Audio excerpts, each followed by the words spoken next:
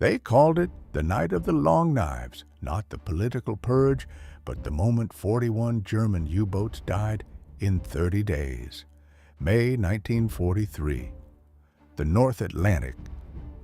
Allied hunter-killer groups armed with technologies the Germans couldn't comprehend were systematically exterminating the submarine fleet that had nearly starved Britain into surrender radar that could see in pitch darkness, direction-finding equipment that turned every radio transmission into a death sentence, forward-throwing mortars that exploded without warning, code-breaking operations that read every German order in real time. This is the story of how the most feared naval weapon of World War II, the U-boat wolf pack, went from sinking 700,000 tons of Allied shipping in a single month to suffering the highest casualty rate of any military service in history. 75% dead. 3 out of every 4 men who stepped aboard a U-boat never came home. In June 1942, fewer than 30 German submarines sank 143 Allied ships, over 700,000 tons of steel sent to the ocean floor in a single month. 11 months later, in May 1943, the hunters became the hunted.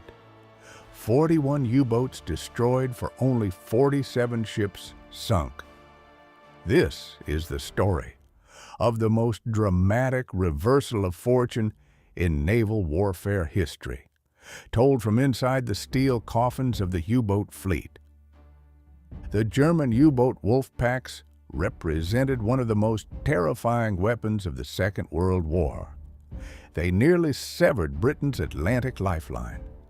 They threatened to starve an entire nation into submission. For 2 years, they achieved kill ratios that made submarine warfare appear strategically decisive. Then, in the span of a single spring, everything collapsed. This is the story of how technology, intelligence, and industrial might transform confident hunters into fatalistic prey, and how 30,000 men paid the price for tactical brilliance rendered obsolete by systemic change. From the cramped control rooms of Type 7 U-boats, the war looked winnable. Admiral Karl Dönitz stood in his headquarters at Carnival, France, orchestrating a new form of naval warfare. The Rudeltaktik, Wolfpack tactics, represented his vision of coordinated submarine warfare. Individual U-boats operating alone had proven ineffective in the First World War. Dönitz believed concentrated attacks by coordinated groups would overwhelm convoy escorts and inflict catastrophic losses. The first attempts in late 1939 failed. Communication broke down. Coordination proved impossible across vast ocean distances. But by mid-1940, with improved radio control and the Enigma machine providing secure encrypted transmissions, Dönitz had solved the puzzle. The system worked with brutal efficiency. U-boats patrolled in lines across likely convoy routes in the mid-Atlantic. Each boat transmitted daily position reports to BDU headquarters using Enigma encrypted communications. When a U-boat detected a convoy, it shadowed the target and reported its position, speed, and heading. Dönitz then vectored multiple U-boats to mass against the convoy, creating coordinated multi-submarine attacks. The individual commanders operated independently once the attack commenced, but the concentration of force overwhelmed the limited escort coverage available in 1940 and 1941. The results spoke for themselves. Early war kill ratios reached 10 to 15 merchant ships sunk per U-boat, lost. With only 20 to 30 operational U-boats initially, Germany achieved devastating results. Monthly sinkings often exceeded 250,000 to 500,000 tons of shipping. U-boat crews experienced what they called the happy time, a period of confident hunting with a psychological sense of invincibility, and the thrill of the hunt crew diaries describe the excitement of successful attacks, the adrenaline-filled moments of firing torpedo salvos into packed convoys, and the satisfaction of watching merchant ships sink beneath the waves. The mid-Atlantic air gap provided the crucial advantage.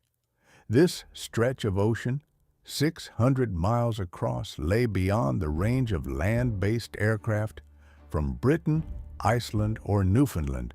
In this black pit, U-boats could operate on the surface with impunity. They could run at higher speeds on diesel engines rather than slow, battery-powered submerged transit. They could coordinate their attacks without fear of air attack. The darkness became their ally. Moonlight silhouetted merchant ships while keeping U-boats invisible in the shadows. Crew members described the attacks as a chaotic ballet. Multiple boats firing from different angles, escorts racing to respond, explosions lighting the night sky, and U-boats escaping in the confusion. The Black Pit was not a place. It was a gap in Allied defenses stretching 600 miles across the mid-Atlantic where no aircraft could reach. The tactical mechanics of Wolfpack operations followed a precise pattern. U-boats formed patrol lines across known convoy routes in the central Atlantic. These lines stretched for hundreds of miles, with individual boats spaced 10 to 20 miles apart. Each boat maintained radio silence except for daily position reports to BDU headquarters. When a U-boat detected a convoy, usually by visual sighting or hydrophone contact, it broke radio silence to report the sighting. The boat then shadowed the convoy, staying on the surface beyond visual range, transmitting updated position reports every few hours. At Carnival, Dönitz and his staff plotted the convoy's course on massive wall charts. They calculated which U-boats could reach the target and issued movement orders via Enigma encrypted transmissions. The boats converged on the convoy like wolves gathering for a hunt. This concentration of force represented the core advantage of Rudel tactic. Instead of random encounters between individual submarines and convoys, the Germans created deliberate, coordinated mass attacks. Once assembled, the Wolfpack attacked at night. U-boats approached on the surface using their low profile and the darkness for concealment.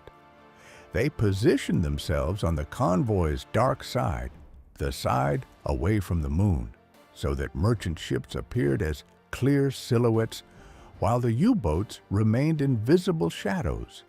Individual commanders chose their own attack angles and targets.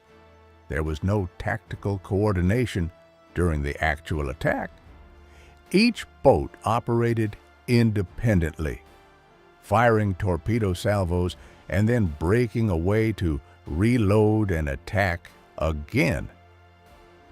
The limited escort coverage in the Black Pit meant convoys were vulnerable to being overwhelmed. A typical convoy in 1941 might have 4 to 6 escorts protecting 30 to 40 merchant ships. When 6 or 8 U-boats attacked simultaneously from multiple angles, the escorts could not defend the entire convoy perimeter. They raced from one contact to another, dropping depth charges on submerged boats or attempting to drive off surfaced attackers with gunfire. But while escorts engaged one U-boat, others pressed home their attacks. The system appeared unstoppable. The Allies could not defend convoys in the air gap. They lacked sufficient escorts to prevent Wolfpack penetration. The Enigma code remained secure, allowing free communication between U-boats and headquarters. From the perspective of U-boat crews, the tactical situation favored them completely. They hunted with confidence. They returned to French bases as heroes. They believed they were winning the war. 700,000 tons in 30 days, the equivalent of an entire convoy disappearing beneath the waves every 3 days. June 1942 represented the absolute peak of U-boat effectiveness. In that single month, U-boats sank 143 Allied ships, totaling over 700,000 tons.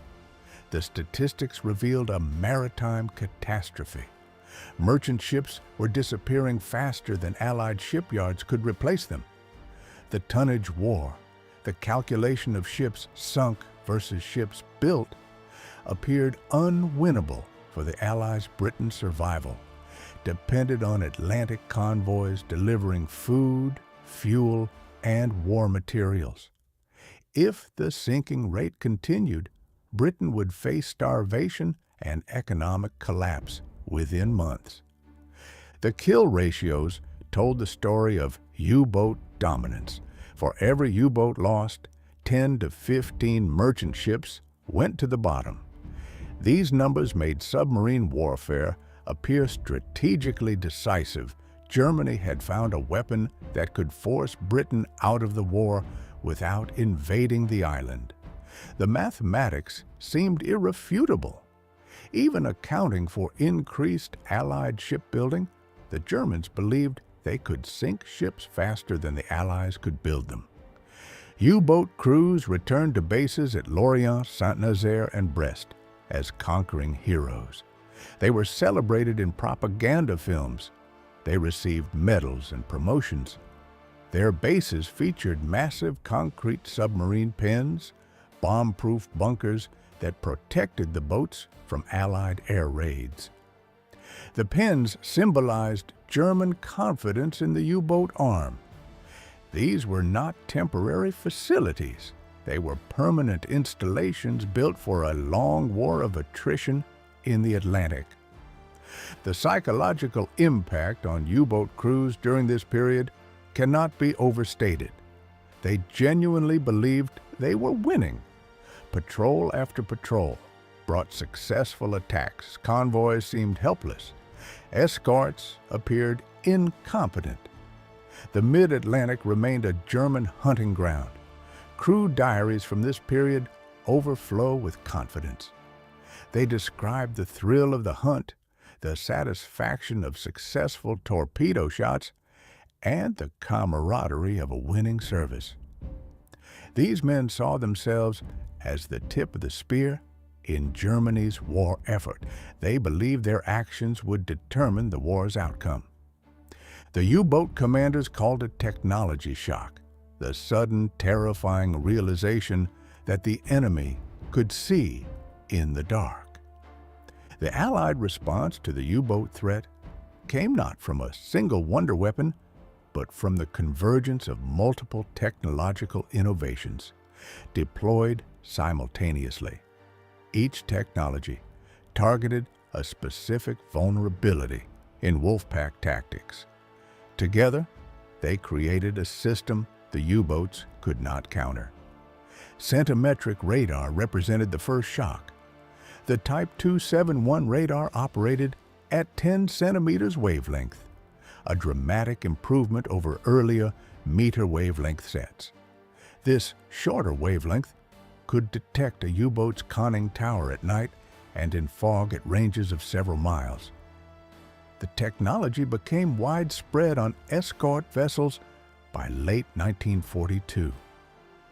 For U-boat crews, the implications were terrifying. The darkness that had protected their surface attacks suddenly became transparent. Escorts could detect surfaced U-boats and maneuver to intercept before the U-boat detected the escort. HF/DF, high-frequency direction finding, called Huff Duff by Allied sailors, turned U-boat communications into a tracking beacon.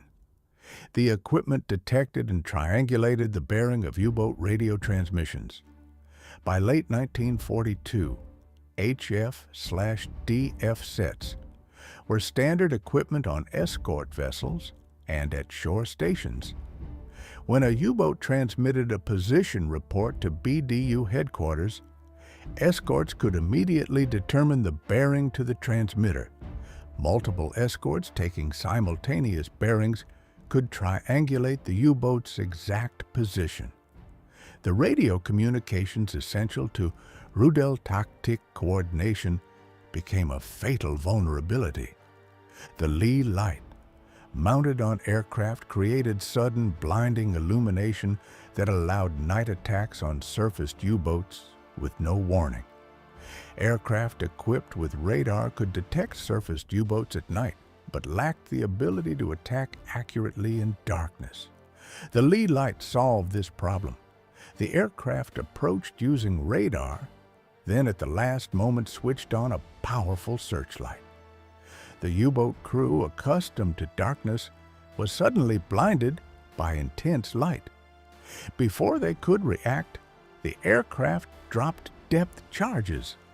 Hedgehog forward-throwing mortars eliminated the warning time that depth charges provided. Traditional depth charges rolled off the stern of an escort vessel, giving U-boat commanders several seconds of warning. As the escort passed overhead, Hedgehog fired a pattern of contact-fused mortars ahead of the attacking ship. The projectiles only exploded on contact with the submarine's hull. There was no warning, no time to evade.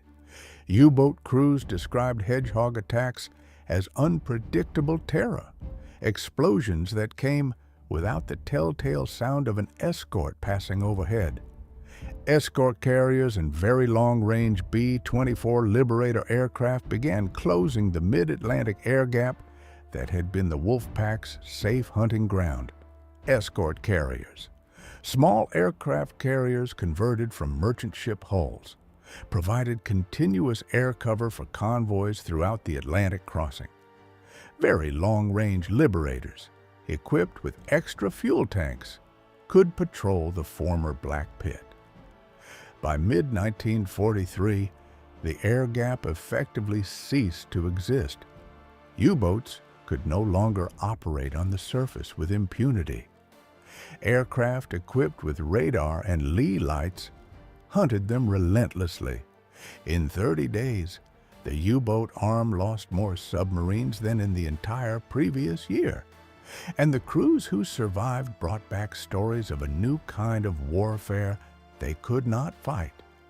May 1943 saw 41 U-boats destroyed while sinking only 47 merchant ships, a complete inversion of the 10 to 15 to 1 kill ratios from the Happy Time. The statistics revealed a catastrophic collapse.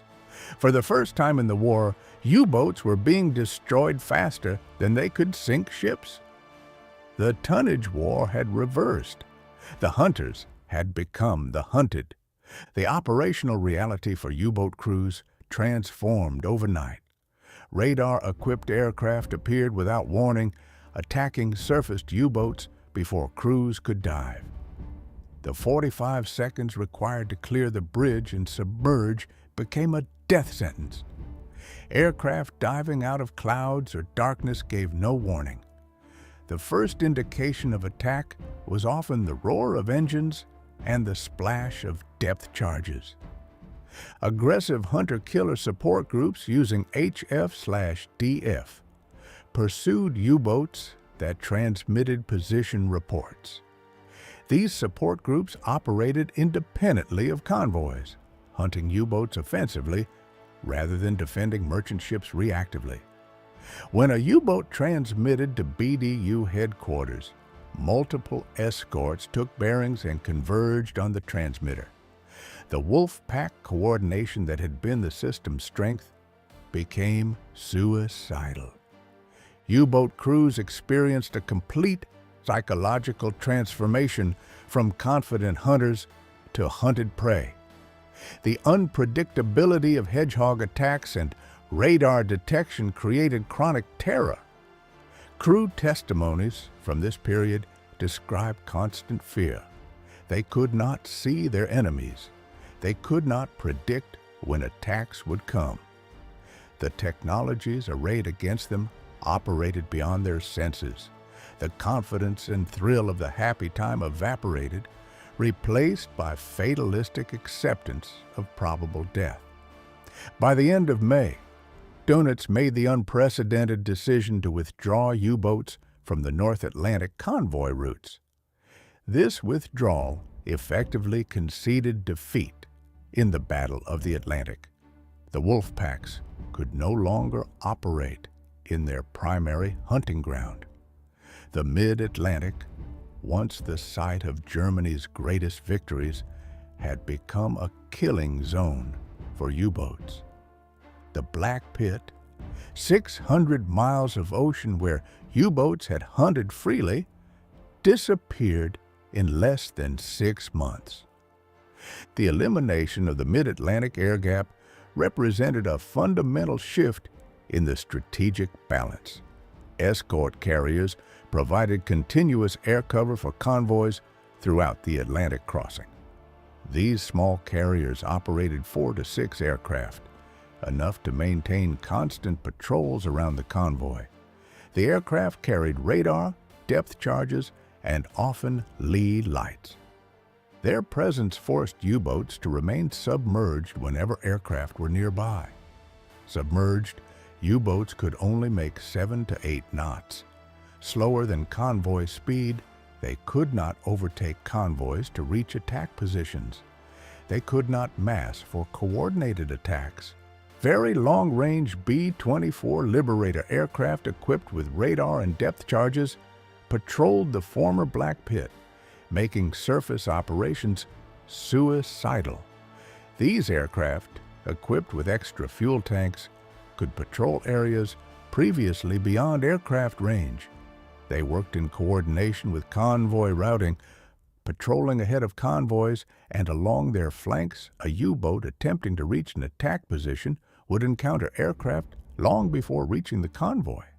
U-boats could no longer safely transit on the surface to reach patrol positions. This forced extended submerged operations that reduced effectiveness and increased crew exhaustion. Batteries drained quickly when running submerged. Crews had to surface frequently to recharge batteries using diesel engines, but surfacing invited air attack. The operational tempo became unsustainable. Boats spent increasing amounts of time hiding rather than hunting. The zones that had recorded the highest U-boat successes in 1942 now became areas of record U-boat losses. The mid-Atlantic, once a safe hunting ground, became the most dangerous area for U-boats. Continuous air coverage made wolf pack concentration impossible. The tactical advantage had shifted completely to the Allies. American shipyards were launching Liberty ships faster than it took to train a U-boat crew, one every 8 hours at peak production. Allied production of 2,710 Liberty ships in 1943 alone overwhelmed the 300 U-boats Germany could produce in the same period. The mathematics of the tonnage war had become impossible for Germany.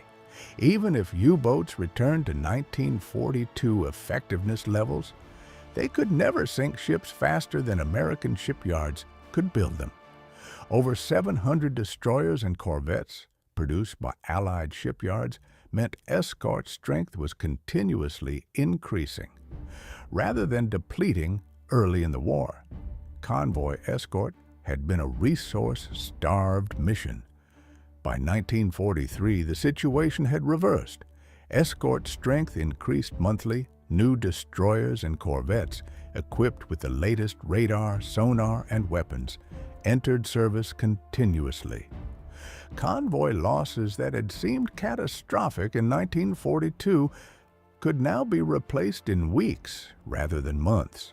The Liberty ship program revolutionized merchant ship construction, standardized designs, prefabricated sections, and assembly line techniques reduced construction time to weeks. A merchant ship sunk in the Atlantic could be replaced before the U-boat that sank it returned to base. The industrial disparity extended beyond ships to every aspect of the campaign.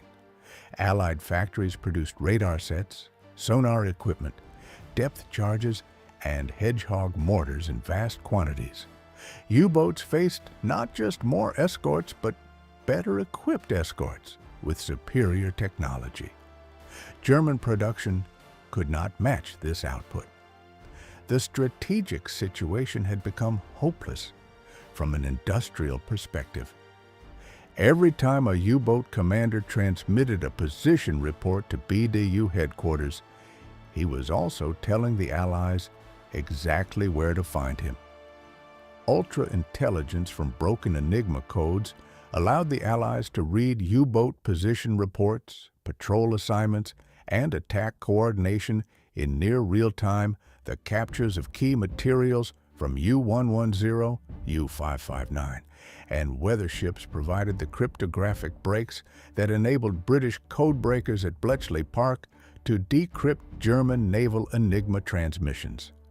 By mid-1941, and consistently from 1943 onward, the Allies could read most U-boat traffic within hours of transmission.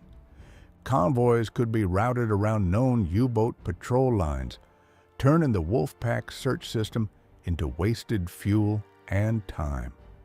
When BDU ordered U-boats to form a patrol line across a convoy route, Allied intelligence read the orders and rerouted the convoy around the patrol line. U-boats waited in empty ocean, while convoys passed hundreds of miles away. The radio communications essential to Rudeltaktik coordination became a tracking mechanism. HF/D, F, and Ultra worked together synergistically. HF/DF provided immediate tactical warning of nearby U-boats. Ultra provided strategic intelligence about U-boat dispositions, patrol areas, and operational orders. The information advantage shifted decisively to the Allies. Dönitz never fully realized that Enigma was compromised.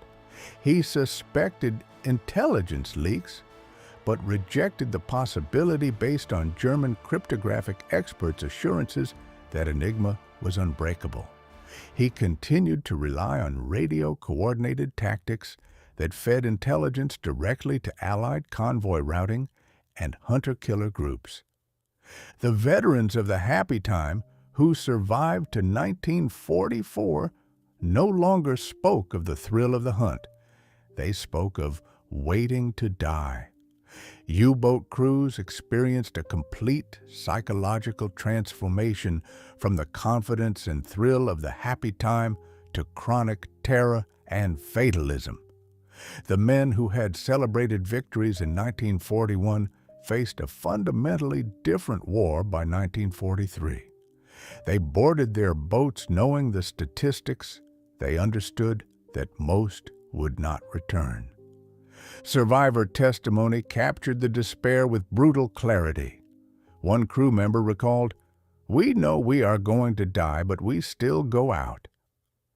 This fatalistic acceptance of near-certain death characterized late-war U-boat operations.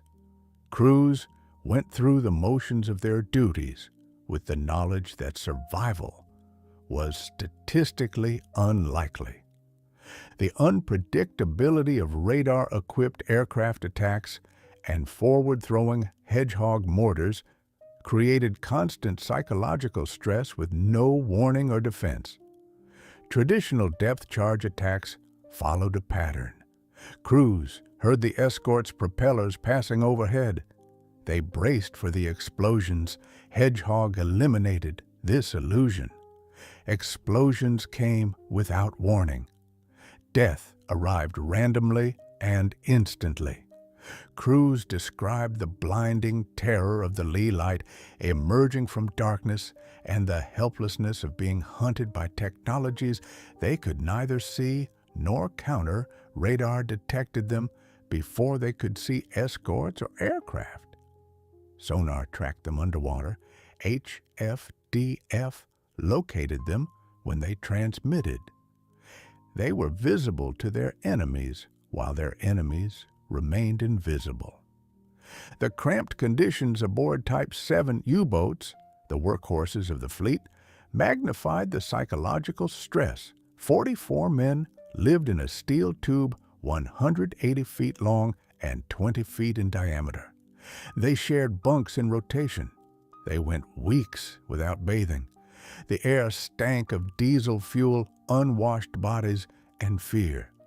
These conditions were tolerable during the happy time when successful attacks provided psychological rewards. They became unbearable when patrols meant weeks of terror followed by likely death. 3 out of every 4 men who served on U-boats never came home, the highest casualty rate of any branch of any military in World War II. Over 30,000 of 39,000 U-boat personnel were killed during the war, a 75% casualty rate unprecedented in modern military history. The numbers speak to a level of loss that defies comprehension. In any given group of 4 U-boat crew members, 3 died. U-boat service became statistically more deadly than almost any other military role in World War II. RAF Bomber Command suffered approximately 44% casualties, catastrophic by any measure. Infantry on the Eastern Front faced death rates of 30 to 40% in major offensives. U-boat service exceeded all of these. Late-war U-boat patrols became suicide missions. Crews knew that statistical survival was unlikely, and each patrol reduced their odds further. The mathematics were inescapable.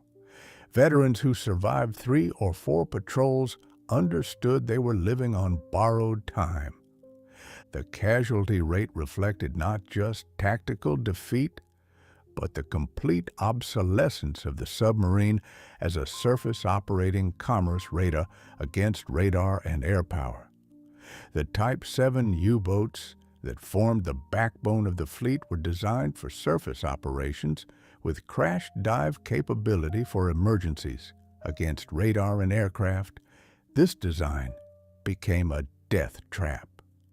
Even as the casualty reports mounted, Dönitz continued sending crews to sea, his tactical rigidity unable to adapt to a form of warfare that had fundamentally changed. Karl Dönitz continued to rely on rudal tactic coordination and radio communication even after Black May demonstrated these tactics were suicidal. The evidence was overwhelming. Yet Dönitz persisted in ordering wolf pack operations. His faith in the system he had created blinded him to the reality that technological change had rendered his tactics obsolete. Tactical rigidity and micromanagement from BDU headquarters prevented individual commanders from adapting to local conditions and new Allied capabilities. Dönitz maintained tight control over U-boat operations, issuing detailed movement orders and coordinating attacks from headquarters. This centralized control became a fatal weakness when it prevented commanders from exercising initiative to counter new Allied tactics and technologies. Dönitz's continued faith in Enigma security sent crews into combat with the assumption that their communications were secure. He investigated the possibility of compromise, but rejected it based on expert assurances that Enigma was mathematically unbreakable. U-boats continued transmitting position reports and receiving detailed orders via radio, all of which the Allies read in near real time. The failure to develop effective countermeasures to radar, adapt to submerged operations, or acknowledge the fundamental shift in naval warfare prolonged the slaughter of U-boat crews. Germany did develop the snorkel, a device that allowed diesel engine operation while submerged at periscope depth, but deployed it too late and in insufficient numbers. the Type 21 U-boat, a revolutionary true submarine design with high submerged speed and endurance, entered production too late to affect the war's outcome. By 1945, the U-boat fleet that had once threatened to sever Britain's Atlantic lifeline had been reduced to a broken force, its crews sacrificed to a form of warfare that technology had rendered obsolete.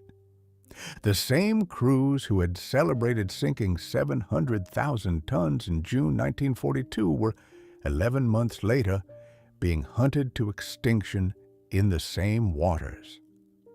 The U-boat fleet's transformation from achieving 10 to 15 to 1 kill ratios to suffering 75% casualties represents one of the most dramatic reversals in military history. The arc from dominance to defeat occurred in less than a year. The speed of the collapse makes it even more remarkable. The convergence of radar, sonar, code-breaking air power, industrial production, and tactical adaptation created a system the U-boats could not counter. No single technology defeated the wolf packs, but the combination of all these factors simultaneously created an integrated system that addressed every U-boat capability and exploited every vulnerability. Wolfpack tactics that had seemed strategically decisive in 1942 became obsolete death traps by 1943. Radio coordination became a tracking beacon. Surface mobility became a fatal vulnerability. Concentration of force became concentration of targets. Every advantage the wolf packs had possessed reversed. The Battle of the Atlantic was ultimately won not by any single innovation, but by the integration of technology, intelligence, production, and tactical evolution that overwhelmed the U-boat fleet's ability to adapt. The Allies created a comprehensive system that operated at every level. This systemic approach proved unstoppable. The human cost of this technological and industrial victory remained staggering. 30,000 U-boat crew members died, 3 out of every 4 who served. They died in steel coffins at the bottom of the Atlantic.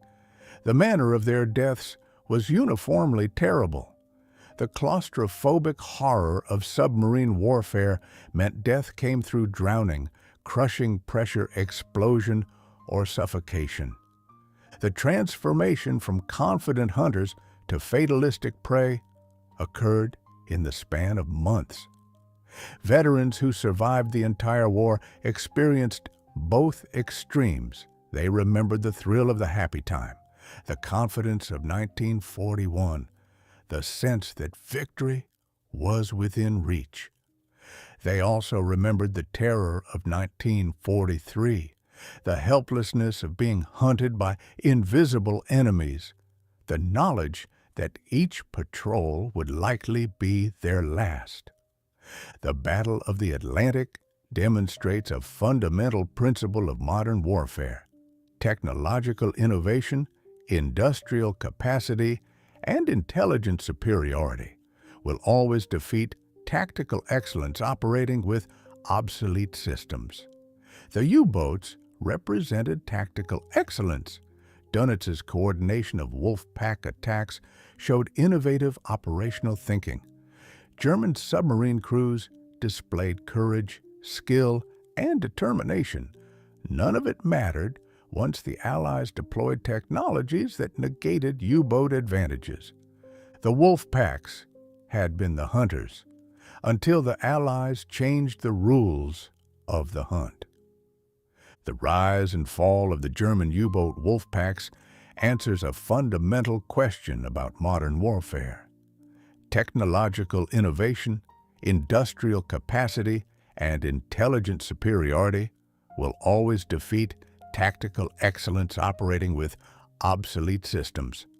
The U-boats that terrorized the Atlantic in 1942, sinking ships at ratios that threatened Britain's survival, were destroyed not by a single wonder weapon, but by the convergence of radar that eliminated darkness as cover, code breaking that turned communications into vulnerabilities, air power that closed safe zones, and production capacity that made losses irreplaceable. The 30,000 U-boat crew members who died, 3 out of every 4 who served, paid the price for a strategic vision that could not adapt to a technological revolution. Their transformation from confident hunters achieving 15-to-1 kill ratios to victims suffering 75% casualties represents the most dramatic reversal of fortune in naval history. It stands as a cautionary tale about the fatal consequences of tactical rigidity in the face of systemic change. The lessons extend beyond the Atlantic. Any military force that achieves dominance through tactical innovation faces the same risk. The advantage lasts only until the enemy develops countermeasures.